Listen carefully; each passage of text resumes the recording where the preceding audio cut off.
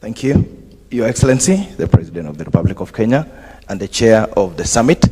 With all the protocols established, I wish Your Excellency to acknowledge, for purposes of noting in record, the presence of Your Excellency governors, 36 in number, Your Excellency.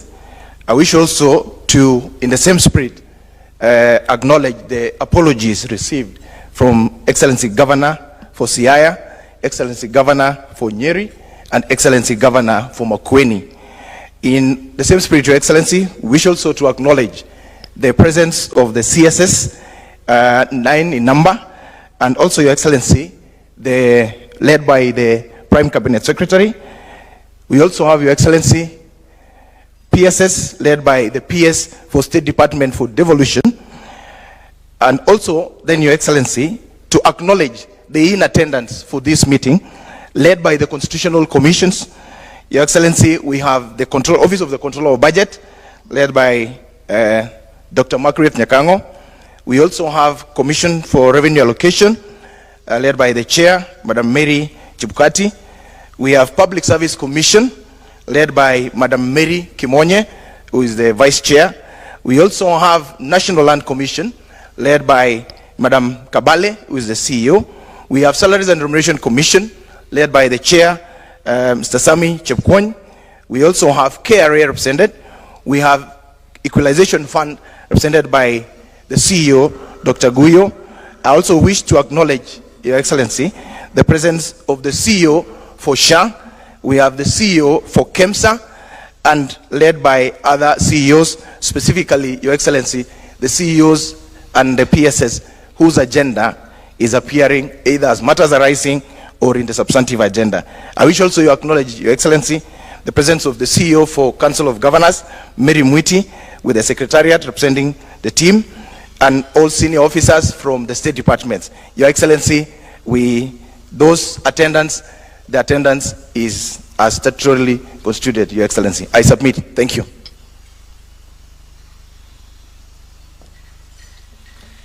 At this point, I would now call on Honorable Michael Lenasalon, Principal Secretary, State Department of Devolution, to read the statutory citation.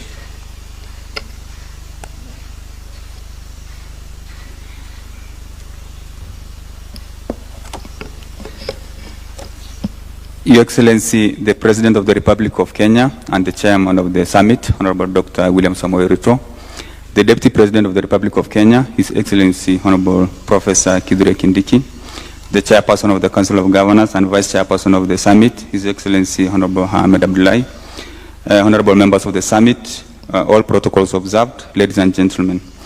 Article 62 of our Constitution states that the governments at the national and county levels are distinct and interdependent and shall conduct their mutual relations on the basis of consultation and cooperation. This obligates the national and county governments to conduct their business on the basis of consultation, coordination, and cooperation. This requirement is further emphasized in Article 189 of the Constitution, which requires the national and county governments to cooperate in the performance of their functions and exercise of powers. The National and County Government Coordination Summit, which is the summit, is the apex body for intergovernmental relations and established under Section 7 of Intergovernmental Relations Act, Cap 265F, which further stipulates the membership of the summit. The conduct of the meetings of the summit is guided by the provisions of Section 9 and Section 5 of the schedule to the Intergovernmental Relations Act, Cap 265F. Your Excellency, the President and members of the summit, I have perused the various provisions of law relating to the convening and holding of meetings of the summit, and wish to state that the summit convened today, the 10th December 2025, is legally convened and has the requisite quorum.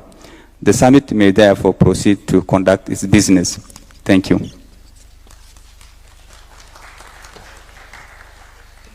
I now respectfully invite His Excellency the President and the Chair of the Summit to take over and preside over the 12th National and County Government Coordinating Summit. Sir.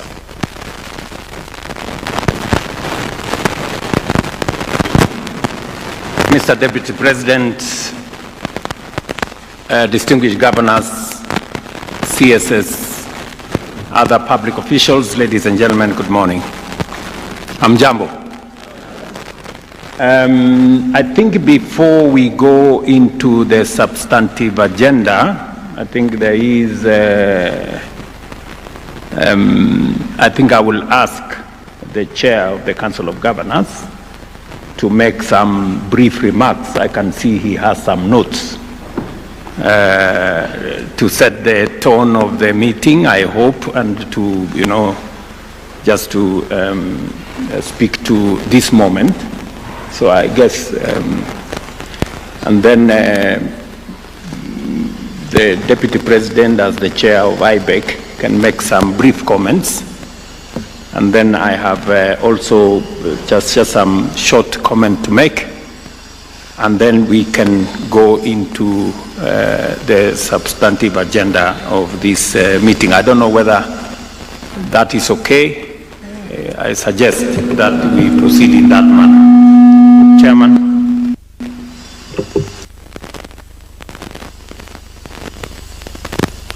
Thank you very much, Your Excellency. Your Excellency, the President and the Chair of the Summit, Dr. William Samoei Ruto, Your Excellency, the Deputy President, Your Excellency, the Prime Cabinet Secretary, my colleague governors, Cabinet Secretaries, Chairs of Commissions, distinguished ladies and gentlemen, good morning.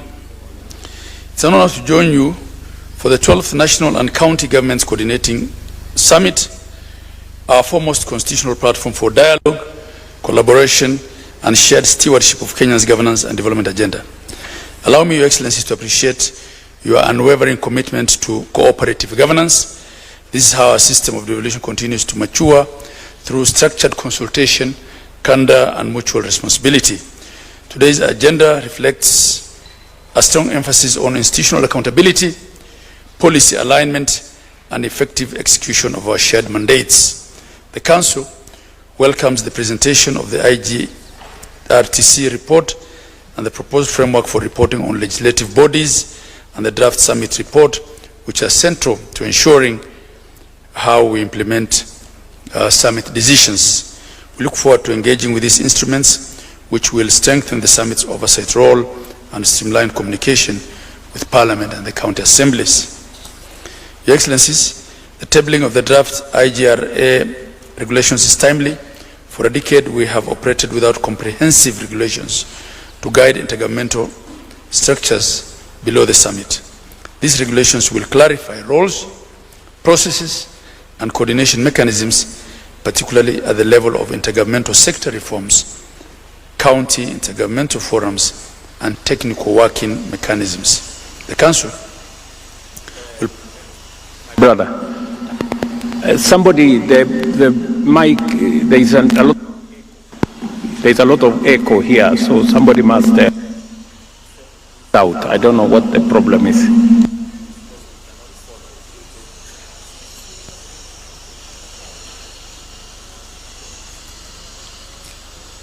Okay.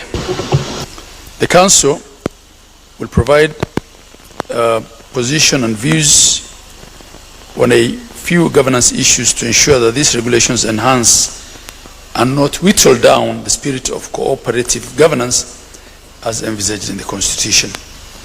I wish to commend the various intergovernmental sector forums that exist and that are doing commendable work. I wish to, however, note that there is need to have sector forums outside the devolved function areas, including security and foreign affairs. These functions are primarily assigned to the national government, but have an impact on devolution as well. I'll be failing if I do not commend the Office of the Attorney General, who participated in the Council of Governors meeting we had last week, where discussions on legal sector forum was discussed. Consensus was built such that such a forum would avail an opportunity to address the legal issues and forestall disputes, as well as decongest the summit agenda. Your Excellency, we appreciate the continued efforts by the National Treasury to stabilize the equitable share disbursement schedule. However, there remains critical issues requiring summit direction The same will be discussed at length. And agenda number 7, they include SHA reimbursements, road maintenance levy fund, costing of devolved functions, and the passage of the County Government's Additional Allocation Act, among others. Your Excellency, the constitutional architecture of devolution thrives where there is mutual respect, fidelity to the law, and the shared responsibility in delivering quality services to Kenyans. This summit symbolizes that partnership. The challenges that we face, whether in health, roads, fiscal management, land administration, or public service, are not obstacles, but opportunities for deeper coordination. We look forward to constructive deliberations and firm resolutions that move us closer to the country we all want to see. On behalf of the 47 governments, I wish to reaffirm our commitment to national unity, equitable development, and the principles of cooperative governance. We stand ready to work with all the national institutions represented here today to advance the constitutional vision of a prosperous, inclusive, and a devolved Kenya. Thank you, and I look forward to the discussions ahead. Thank you, Your Excellency. Mr. Deputy President and Chair of IBEC.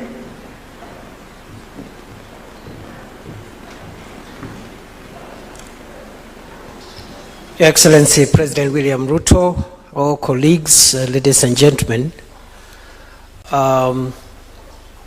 we gather here today as the devolution family to have conversations on how to take our country forward. And Mr. President, through the delegated assignment you've given me, I've been able to oversee during the past year activities of IBEC. I've also been able to follow the deliberations that have taken place in other institutions and structures of devolution. I just need to make 2 points, Your Excellency, before inviting you to chair this meeting. And one is we've come a long way. We've come a long way in implementing devolution. From early situations of struggle and tension and misunderstandings, which were expected at the beginning, to where we are today, where the 2 levels of government, independent offices and commissions, have a conversation ongoing. And whenever issues arise, as they should all the time, the channels of communication, collaboration, mutual respect, and mutual support exist. And therefore, Your Excellency, as you preside over this summit, I expect that we'll be able to resolve the matters before us, and those that perhaps needs to be delegated to other structures of devolution will be able to determine, so that we fasten, quicken, and make more efficient the workings of the government of Kenya at its 2 levels. The second and last comment I want to make, Your Excellency, is my observation that we have done well, but we could do better. And one of the areas where I think we need to improve is on operationalizing the workings of subordinate structures of devolution, so that to retain the summit as the highest policy directing organ of the Republic of Kenya in matters devolution. And Your Excellency, I have experienced and observed that, for example, the sector forums which are established by law, which are supposed to canvass matters devolution at sector level, roads and transport, health, agriculture, and so forth and so on. My observation, Your Excellency, is that in the sectors where the sector forums are convened regularly, most of the issues have been dealt and many issues have been resolved without them having to be referred to the summit. And I want particularly to commend the health sector forum, followed by the agriculture sector forum, and in the same vein encourage all the other sector forums, as we discussed and passed in the last IBEC. All sector forums must operate optimally, regularly. And we have taken the decision, Your Excellency, during the pre-summit meeting, which was held on 27th of October 2025, that we will spare the summit from operational issues that can be dealt by either IBEC or other structures of devolution, including sector forums, where the two levels of government are efficiently and optimally represented. I therefore want to call upon the sector forums that are not operational to do so effective January, so that going forward we spare the summit for policy direction on issues that cannot be resolved at other levels, and the rest of the time we can spend bonding and taking photographs and encouraging ourselves to work together going forward, as opposed to coming here to deal with operational routine issues from one sector to another. And we have as many as 18 sectors. The summit becomes cumbersome, inefficient, and reduces the stature of this very important forum. With those many remarks, Your Excellency, I want to reaffirm my commitment to support you as you help run our country. And I am grateful to the Council of Governors through Chair Hamid Abdullahi and the team for the support they continue to give me as your deputy in the running of IBEC and also in the running of other matters devolution. I want to single out in a particular way chairpersons and heads of independent offices and commissions who have also shown maximum support, not only to the Council of Governors, but also to my office in the delegated assignments that I've been doing, Your Excellency, to support you as you lead our country to affirm, support, and operationalize to the fullest extent possible this crown jewel called devolution in our Constitution. With those many remarks, Your Excellency, it's my pleasure to request you to take over, address the meeting, and also run the meeting for the remainder of the time. Thank you, Your Excellency. Thank you very much, Mr. Deputy President. It is my pleasure to welcome all of you to this morning meeting, the 12th National County Governments Coordinating Summit. Each time we gather under this framework, we renew a commitment that lies at the heart of our constitutional order, the commitment to shared governance, inclusive prosperity, and collective responsibility for the future of our nation. Since the inaugural summit, we have seen clearly and powerfully the transformation that happens when governments choose collaboration over confrontation and partnership over competition. Devolution has not only drawn the machinery of governance closer to the people, but it has also energized counties to become genuine engines of local development, centers of coordination, and champions of responsive, people-centered service delivery. Over the past year in particular, this summit and the spirit of partnership has been evident across the country. Counties have stepped up assertively, strengthening healthcare delivery under the social health authority reforms, expanding agricultural value chains, accelerating the establishment of county aggregation and industrial parks, and adopting digital systems that have modernized planning, record keeping, and payments at the county level. I must congratulate all governors and their staff for this great achievement. These reforms are visible in our hospitals, where supervision has improved, in farms and markets, where farmers and traders now benefit from better infrastructure and coordinated support, in schools, where collaborative programs such as the transfer of school feeding initiatives and assets are enhancing enrollment and retention in our schools, and in households where citizens now interact with government more easily, efficiently, affordably, and transparently. For our part as the national government, we have stood shoulder to shoulder with counties.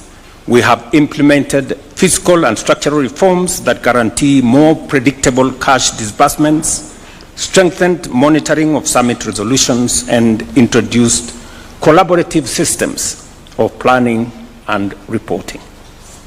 Most importantly, for the first time in our nation's history, we have completed the full delineation, unbundling, and gazettement of devolved function through Gazette Notice number 16472 to 16483. This long-awaited clarification of roles, pending for nearly 12 years, finally removes historical ambiguities, duplication, and institutional tensions that slowed service delivery and generated conflict over responsibility. While significant progress has been achieved, I am aware that some functional areas remain unresolved or contested. The Intergovernmental Relations Technical Committee should therefore accelerate the clarification and determination of the unbundled functional components for transfer to the respective levels of government. Ladies and gentlemen, I reaffirm that resources shall follow the transferred functions consistently and in good faith as mandated by our Constitution. In line with the gazetted functions, I am informed that IGRTC has, in the interim, identified resources for consideration in the 2026-2027 financial year for transfer to county governments. I therefore call upon the Commission on Revenue Allocation and the National Treasury, using the tentative resource estimates identified by IGRTC, to verify this information and finalize a definitive figure that will serve as the basis for financial transfer to counties in our next financial year.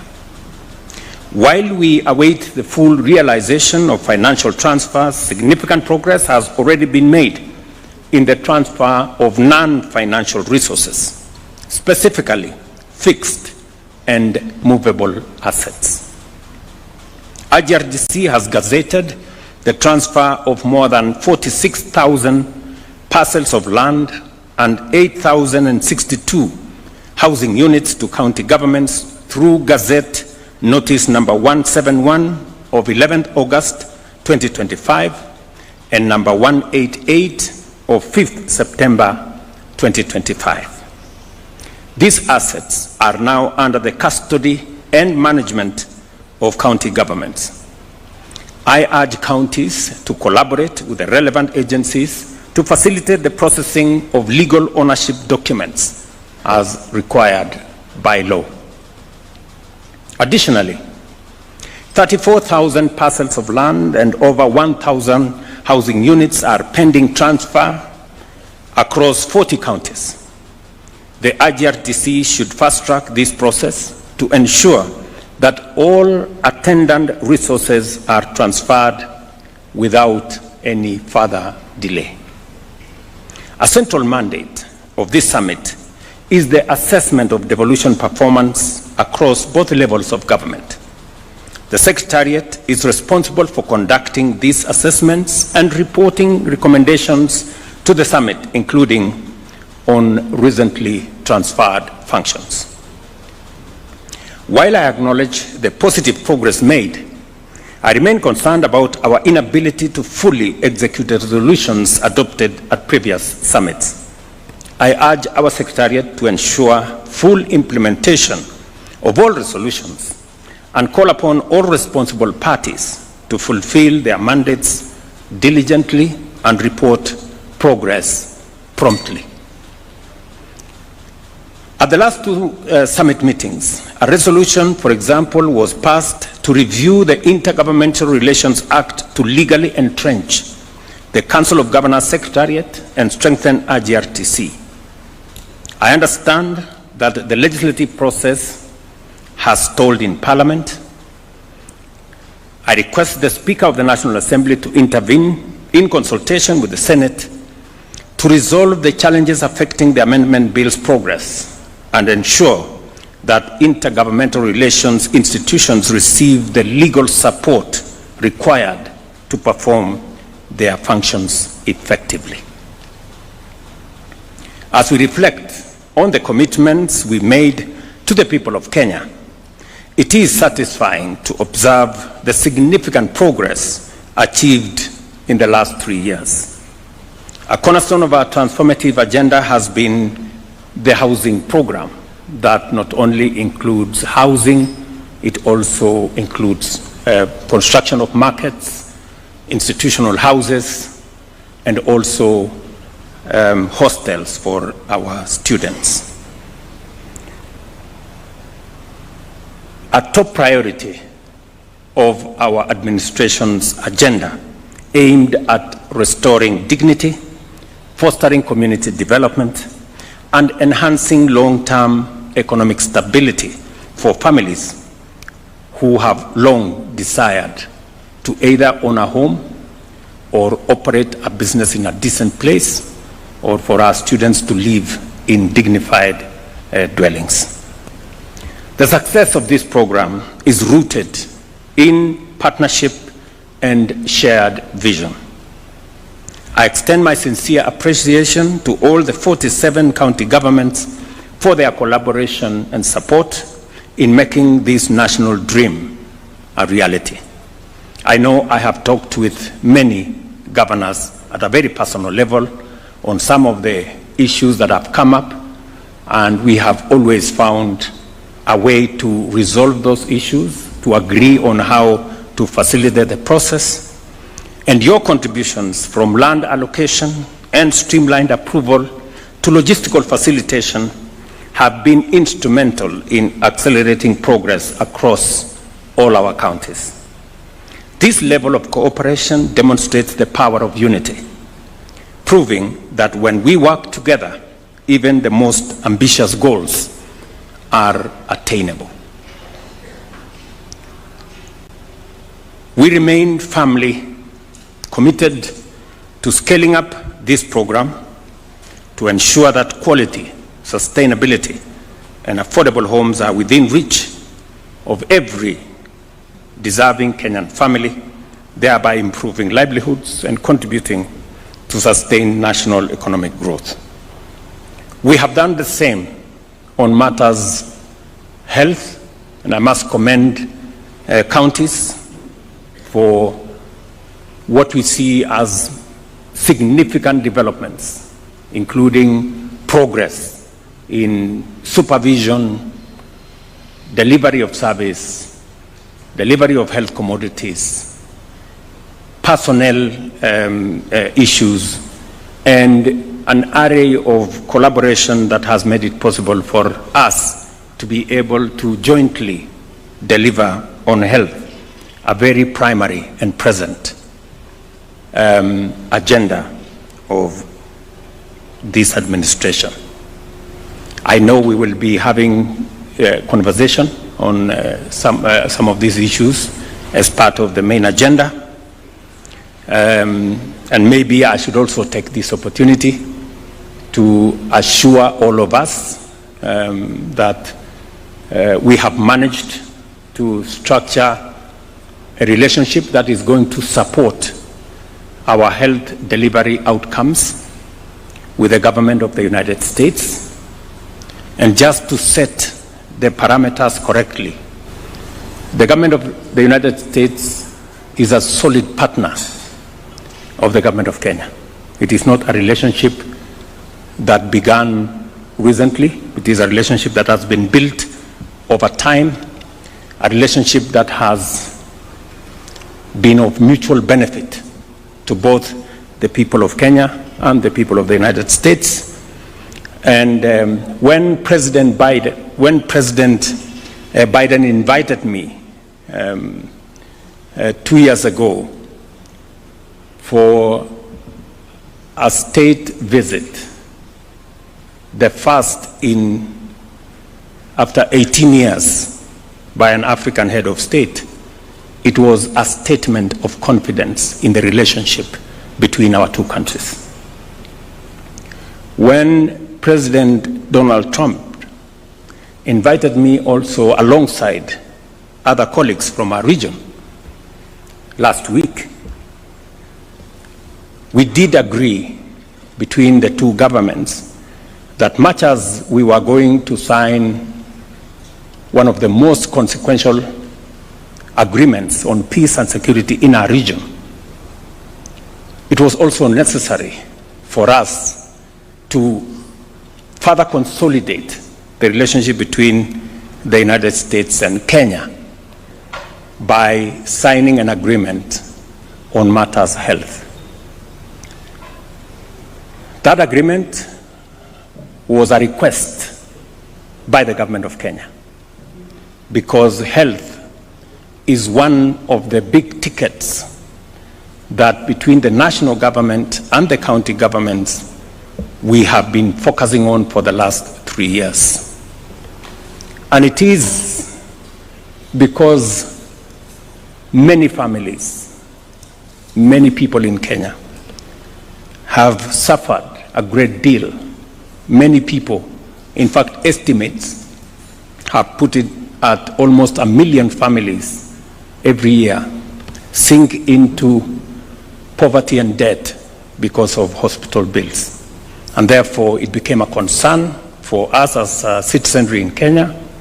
It became a campaign matter for all parties in the last election.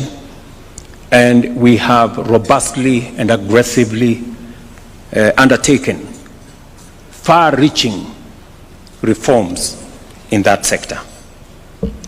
We did, as a government, request the United States to support us in this space, and they acceded to our request.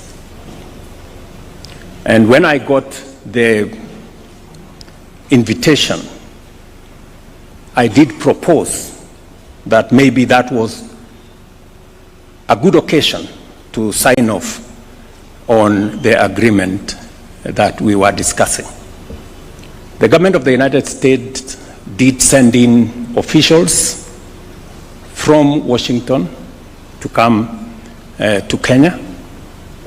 We did undertake the negotiations. I must commend C.S. Duale, P.S. Oluga, and the teams at Ministry of Health for working overtime with the support of the Office of the Attorney General to finalize on that agreement and to facilitate the signing of that agreement on my visit to the United States last week.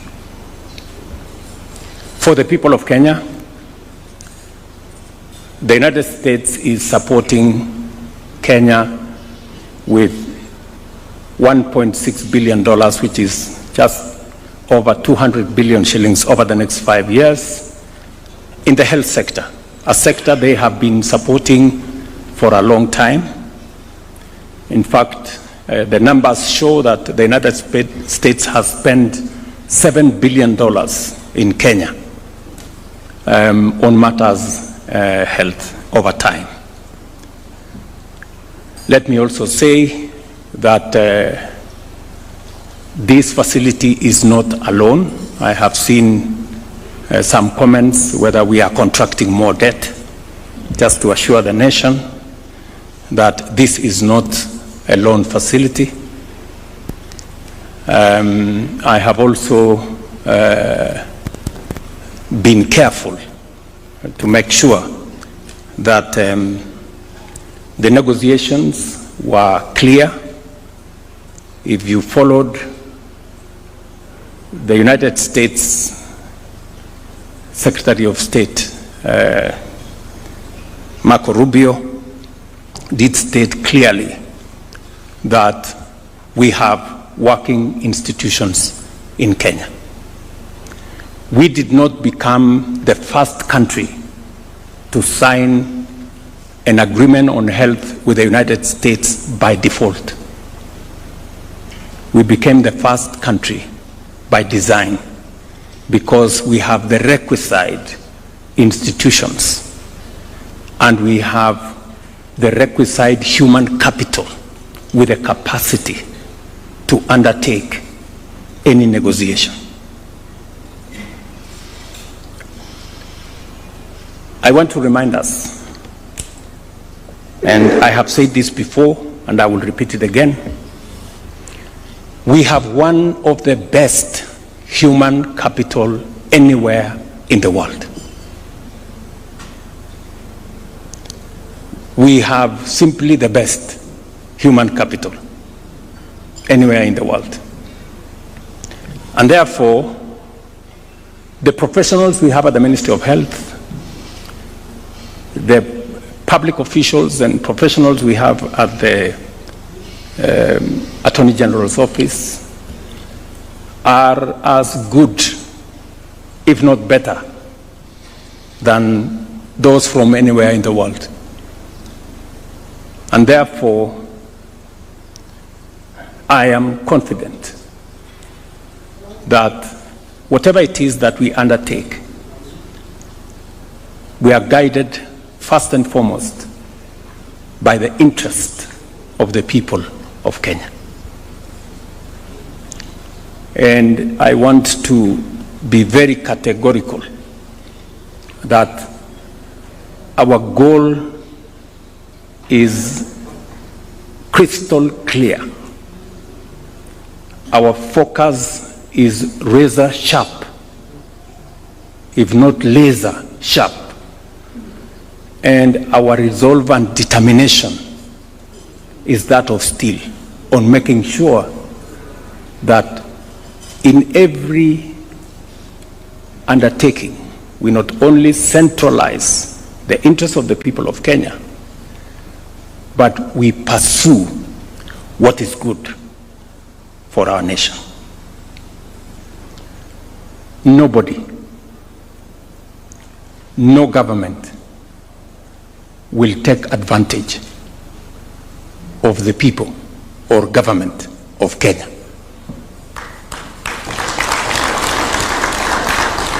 Let me repeat that again. Nobody and no government will take advantage of the people of Kenya as so long as I am president, because I am clear what we want, I am clear where we must go, and therefore there is no equivocation of whatever that the agreement we signed can undermine the interests of the people of Kenya, including matters to do with our health data.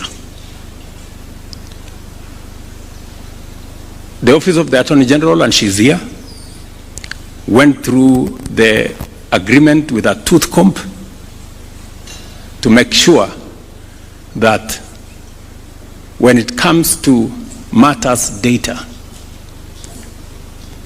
the law that prevails on data that belongs to the people of Kenya is the Kenyan law. That is with clarity. And I also want to assure us that knowing the United States, not just as a friend of Kenya, but as a viciously democratic nation, they will not allow their officials to take advantage of us or any other country.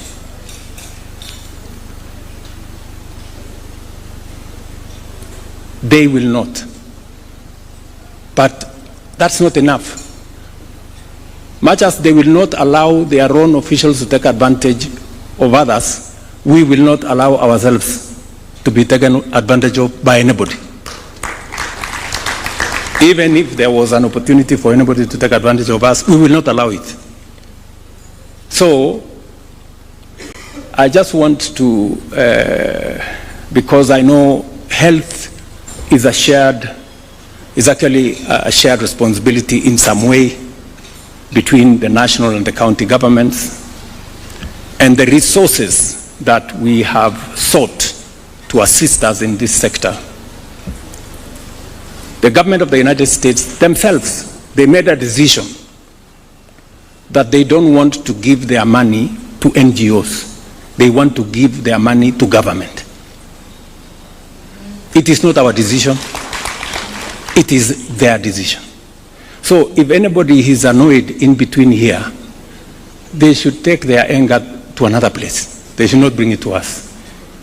You know, I know there are entities that have been benefiting from these resources, you know, and as a result, they are sponsoring all manner of stories around. If they have a problem with the current structure, they should go and talk to the government of the United States, because they are the ones who decided that for efficiency and efficacy, they want these resources to come directly to government and to give assurance to the county governments here that those resources will find their way to our counties.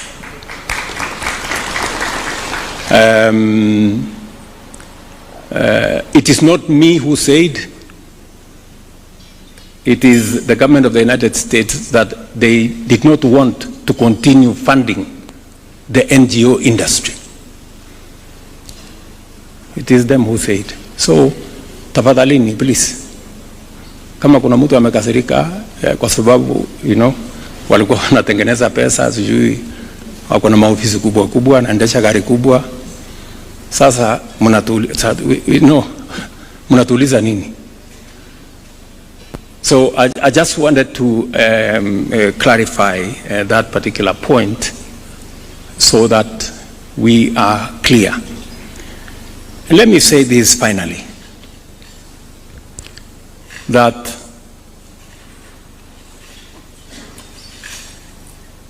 we have the capacity, you know, to do the things and to protect the interest of our nation. This agreement, when officials from the US flew in, they spent time with our officials, very professional people, and they were amazed at the capacity that Kenya has. Some of the things that we do using our own public officials, others look for consultants to help them do it. We don't need consultants because we have a human capital that has the capacity to do this. I wish we could believe in ourselves more than we are doing. I mean, for anybody to believe that we can be shortchanged, they are actually telling us that we are not very intelligent. I mean, surely, honestly. We should believe in ourselves, good people. We have what it takes to deal with anybody. You know?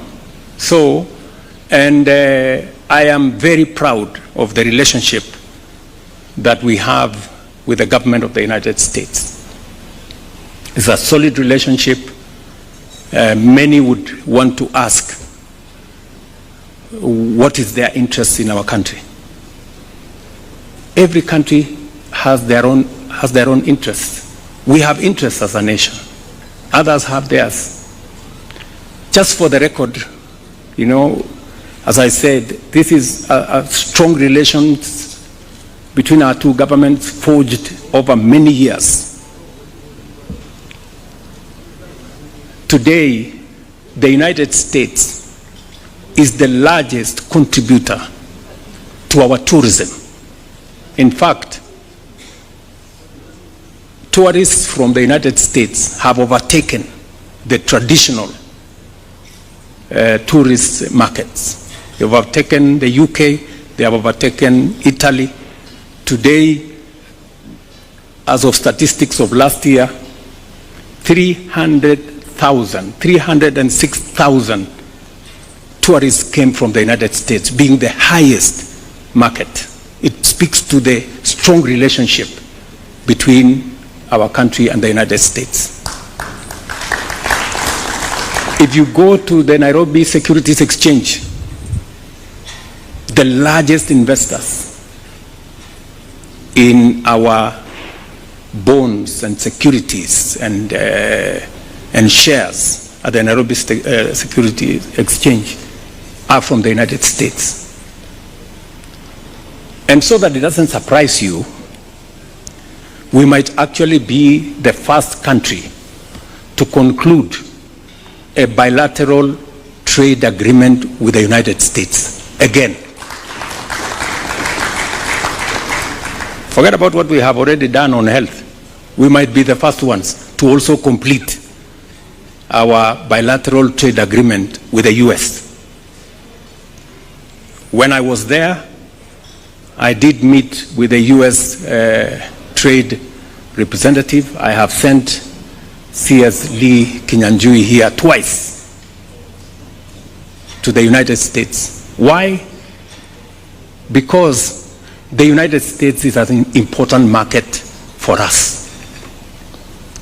We sell close to $800 million of goods to the United States. In fact, it is among the markets that we have kind of a balanced trade. And I have the undertaking of the US government that within early January, we will be the first country to conclude a bilateral trade agreement, even as we negotiate on the AGOA issues. So, these things we are not doing is not a game of guesswork. It is not trial and error. It is intentional. It is deliberate. And it is because we are focused on what we want for our country.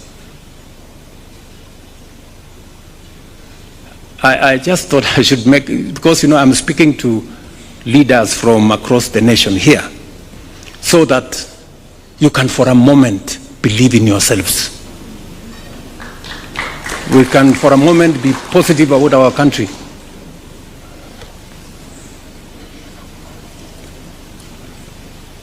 We don't want to take advantage of anybody, and I promise you, nobody will take advantage of us. Nobody.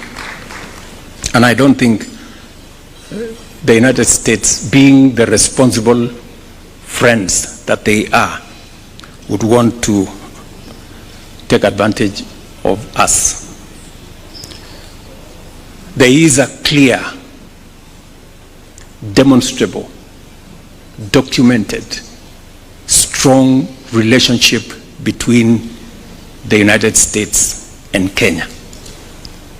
Whether it is our defense agreements and support that we get from them, whether it is the agreement that we have signed on health, whether it is the tourist numbers that come to our country, or the trade that is going on between us and the United States, which, by the way, employs close to 50,000 Kenyans, just the trade with the United States or the bilateral labor agreement that we are about to sign. It speaks to the strong relationship between our two countries. And it is in that context that we are engaged. As I conclude, I express my very deep gratitude to all governors, cabinet secretaries, the State Department of Devolution, and the IGRTC for your dedication. Let us sustain the spirit of consultation and partnership, and let us remain focused on our shared goal, a Kenya where every county thrives and every Kenyan feels seen, heard, and served as we deliver on the promise of devolution. I thank you.